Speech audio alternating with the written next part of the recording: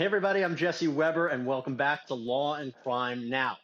Given the fact that 2 days ago it was National DNA Day, we thought we'd do something interesting today on today's show, and that's looking back and revisiting some cases where DNA played a major role, as well as cases that will occur where it will also play a major role. We're going to talk about the Jerry Burns case, we're going to talk about the R. Kelly case, but right now we want to focus on the Golden State Killer.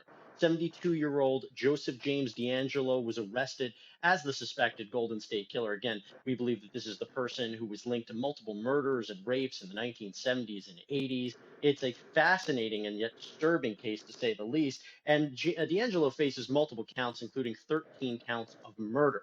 Now, to just give you a quick summary of where we're at in this case, take a look at this. That huge break in a cold case terrorizing California for decades. Police say they now have the Golden State Killer in custody. And they used DNA testing to find him. So many families are relieved this morning. The killer accused of murdering at least 12 people, sexually assaulting more than 50.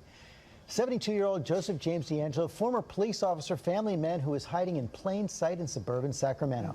The man who terrorized California may have been living right here. The Golden State Killer vanished in the 80s, gone for decades, until investigators say a key piece of DNA evidence connected the dots just days ago. We are outside the Sacramento County Courthouse, where later today, 72-year-old Joseph DeAngelo will make his first court appearance. Investigators now telling us they used discarded DNA to help track him down, genealogy websites, and a long process of elimination sifting through family trees. Investigators used publicly shared DNA data to track down the suspected Golden State Killer decades after his crime spree.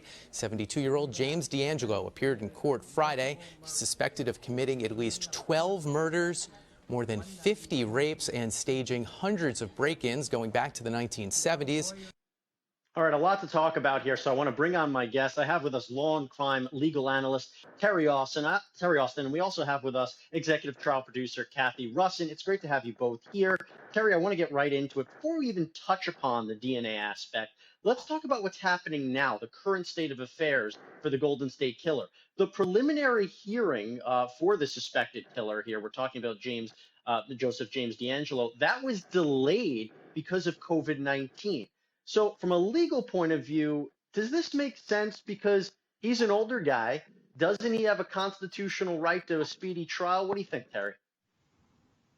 I do think he has a constitutional right to a speedy trial, but these are very different times today. You see that there are many delays in the courts because of COVID-19. And I think as long as we keep track of when all these trials and hearings are supposed to occur and we do them in order, I don't think that his attorneys will have a claim that he was denied a speedy trial.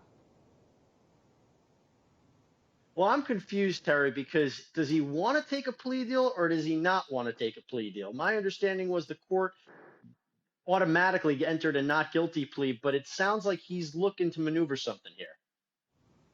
Well, that's exactly right. His attorneys are claiming that he did not want to plead guilty, that in fact he wanted to plead, or rather he didn't want to plead not guilty. He wanted to plead guilty because he wanted an exchange for, instead of the death penalty, he wanted life in prison. So there's some confusion as to whether or not his not guilty plea was valid. I've not ever seen this, Jesse. Oftentimes when you go to court and you plead not guilty, that is something that the attorney and the defendant talk about and it's worked out. But here, the defense is trying to say that he did not want to plead not guilty. And in fact, they wanted a plea deal. So it's quite confusing.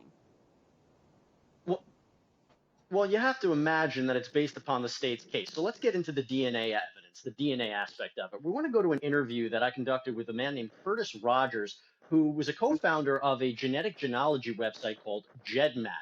And it was through the use of this website that authorities were able to link the DNA of DeAngelo to the DNA of a crime scene. Take a look at this interview. It was used by a genealogist who Barbara Ray Ventnor, who had helped police with some other cases, not using genetic genealogy. But in this case, what they did is they used GEDmatch to find some very distant relatives of the perpetrator, the Golden State Killer. They were able to work back to find who a common ancestor was between the Golden State Killer and some people that were on GEDmatch, who was the common ancestors. From there, once they found the common ancestors, they then had to take that common ancestor and find all of the descendants, of which there were hundreds, knowing that one of those descendants, if they had all of them, was probably the Golden State Killer. How accurate is this? Because if I understood correctly, Mr. D'Angelo never put his information or never submitted his information through GEDmatch, right? So how accurate is this? That's correct. Yeah, this is not like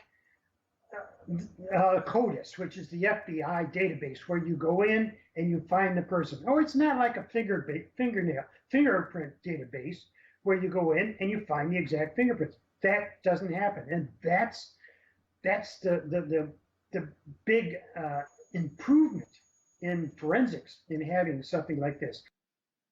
All right, Terry, let's put the defense cap on here. If this does go to trial and he doesn't take a plea deal, what would be some ways that the defense could argue against this evidence? And remember, they took DNA from a crime scene and matched it to DNA they took from his items from his garbage can and the car door handle. They ran it through this genetic genealogy website to identify him. What are some ways that you would try to hit upon this evidence? Well, clearly the defense is going to argue that it wasn't an exact match, that when they were doing this genetic genealogy trace, that they got information that didn't relate exactly to his DNA. And they're going to have to show that, in fact, the DNA that they said is his is truly his. And I think there's a very good argument when you use this genealogy that it's not an exact match, because they're going through, it's a painstaking process. I think Rogers described it accurately. They have to go through all of these hits that they get and determine whether or not there is an exact match to the defendant. And if not, I think the defense is going to be able to argue that it's not an exact match, that you don't have any other evidence, there's nothing circumstantial. And from a defense standpoint, that's exactly what they should claim, is that there's nothing else linking him back to these murders other than this, what they can claim is flimsy DNA evidence. Terry, real quick, based upon what the defense is doing right now, though, it would seem, and look, the decision is in the defendant's hand if he ultimately wants to plead guilty or not. They seem to think that this evidence is very strong. Otherwise, why are they trying to take a plea deal? And let's not forget, the death penalty's on the table, but the governor in California put a temporary halt on executions. He could still be ultimately sentenced to death. It's just the execution might not happen. Terry, you have about 30 seconds. What do you think about all that? I think you hit it on the head, Jesse. I think the hypothetical that I just posed was if, in fact, they had to make a defense. But it does seem that the defense believes there is enough evidence against him that he should go ahead and plead guilty so he does not get the death penalty. Well, I got to tell you, it's pretty remarkable to hear how this new technology is being used right now to help solve and crack all these cold cases. Later on in the program, we're going to talk about the Jerry Burns case. But when we come back, we're going to focus on R. Kelly and the role that DNA plays there. Stay tuned.